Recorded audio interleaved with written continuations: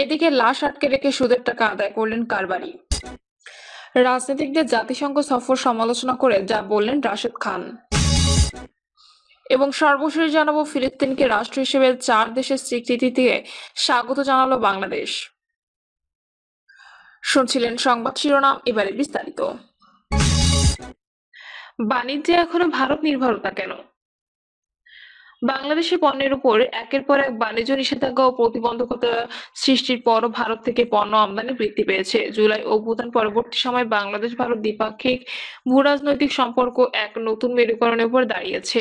এ সময় বাণিজ্য বৃদ্ধির এমন বাস্তবতা আমাদের জন্য ভিন্ন বার্তা বহন করেছে। শেখ হাসিনা রেজিমের বিরুদ্ধে বাংলাদেশের ছাত্র জনতার বিক্ষোভ ও আন্দোলন হঠাৎ করে শুরু হয়নি। ভারতীয় শাসকদের পৃষ্ঠপোষকতা ও হেজিমনিক প্রভাব বলয়ে গড়ে ওঠা স্বৈরশাসনের বিরুদ্ধে বাংলাদেশের সাধারণ মানুষের এই অভ্যুত্থানের পর সারা বিশ্ব বাংলাদেশের অন্তর্বর্তী সরকারের প্রতি সমর্থন ও সহযোগিতার হাত বাড়িয়ে দিলেও ভারত সম্পূর্ণ বিপরীতমুখী অবস্থান গ্রহণ করে।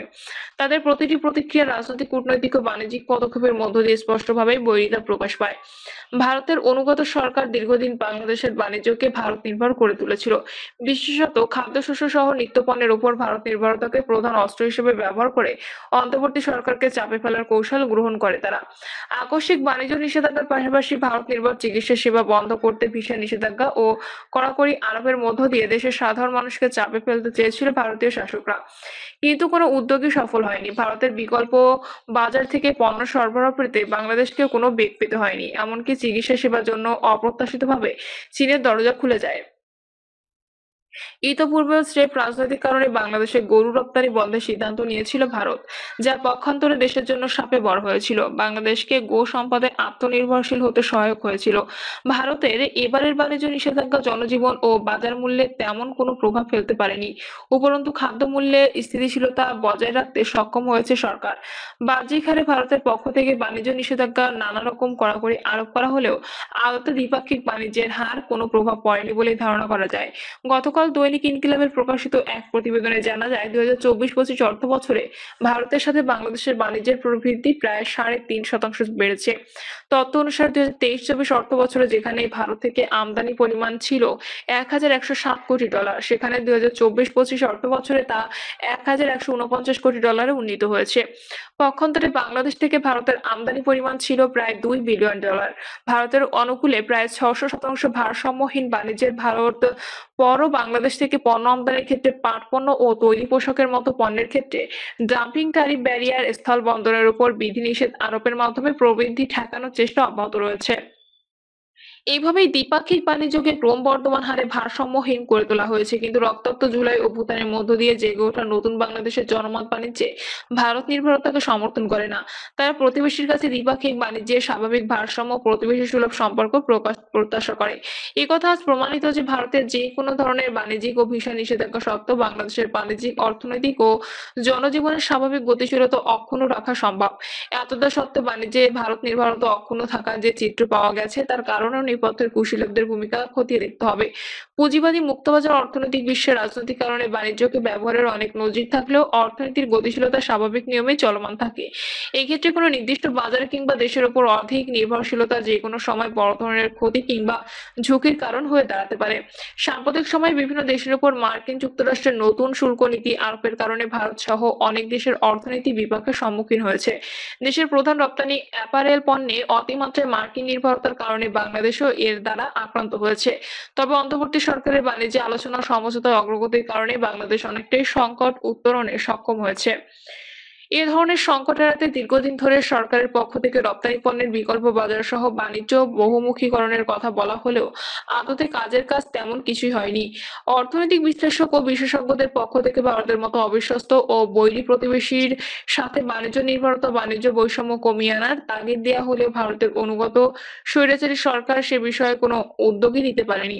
কিন্তু অন্তর্বর্তী সরকার 1 বছর পেরিয়ে এসেও এ বিষয়ে কোনো ইতিবাচক পদক্ষেপ নিতে পারেনি। এ কারণে দ্বিপাক্ষিক সম্পর্কের চরম টানাপোড়েনের মধ্যেই বাংলাদেশ ভারতের রপ্তানি বৃদ্ধির পরিসংখ্যান দেখা গেল। জুলাই অভ্যুত্থান পরবর্তী নতুন বাংলাদেশে এখনো বাস্তবতা কাঙ্ক্ষিত নয়। পতিত স্বৈরাচার সরকারের প্রধানমন্ত্রী সহ বেশিরভাগ মন্ত্রী, এমপি ও নেতাকর্মী ভারতে পালিয়ে গিয়ে দেশবিরোধী ষড়যন্ত্রে লিপ্ত হয়েছে। বহুল প্রত্যাশিত একটি গণতান্ত্রিক জাতীয় নির্বাচনের জন্য সব পক্ষ অধীর আগ্রহে অপেক্ষা করলেও ভারত এবং পতিত স্বৈরাচারের দোসররা নানা ধরনের ষড়যন্ত্রে লিপ্ত রয়েছে। এহেন বাস্তবতায় ভারতের উপর বাণিজ্য নির্ভরতা সম্পর্কে নতুন সিদ্ধান্তে আসতে হবে।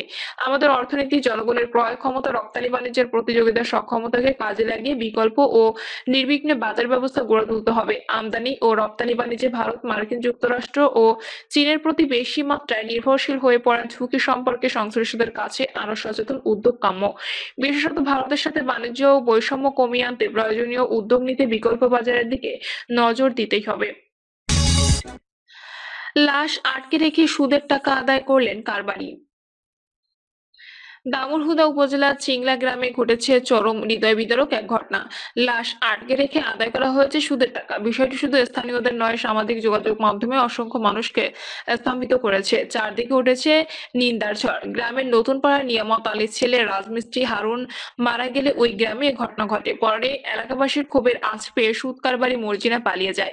এলাকা সূত্রে জানা গেছে, গত শনিবার মেয়ের বাড়ি মেহেরপুরের মহাজনপুরে বেড়াতে যান রাজমিস্ত্রি হারুন।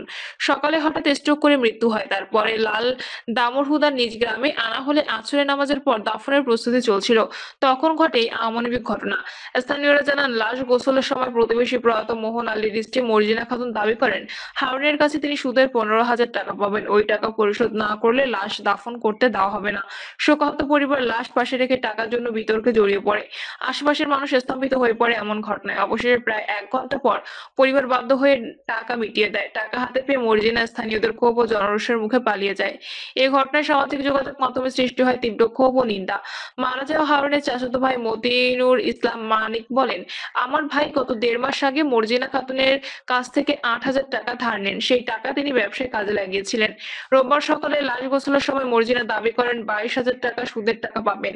দাফন শেষে বিষয়টি মিটমাট করা হলে জানালে মর্জিনা দাবি করেন, টাকা না পেলে লাশ দাফন করতে দেবে না। হারুনের পরিবার জানায়, আমরা একটি গরু তার বাড়িতে রেখে আসতে চেয়েছিলাম।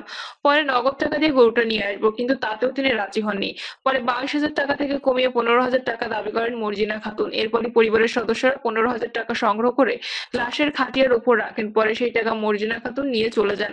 এলাকাবাসী জানায়, মর্জিনা খাতুন এলাকায় কজন বড় সুদী কারবারি। গ্রামের মানুষকে তিনি ধ্বংস করে দিচ্ছে। প্রতিবাদ করলেই তার বিরুদ্ধে নারী নির্যাতন মামলা দেয়। তাই কেউ তার বিরুদ্ধে কথা বলতে পারে না।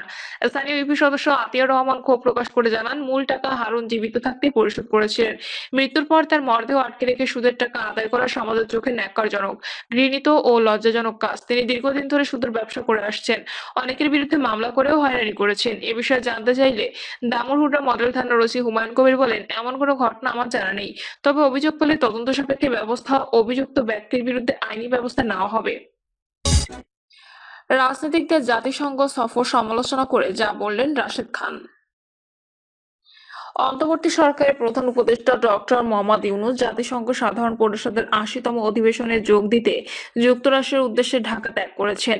এবার প্রধান উপদেষ্টা সফর সঙ্গী হিসেবে যুক্তরাষ্ট্রে গেছেন দেশের অন্যতম ৬ জন রাজনৈতিক নেতা।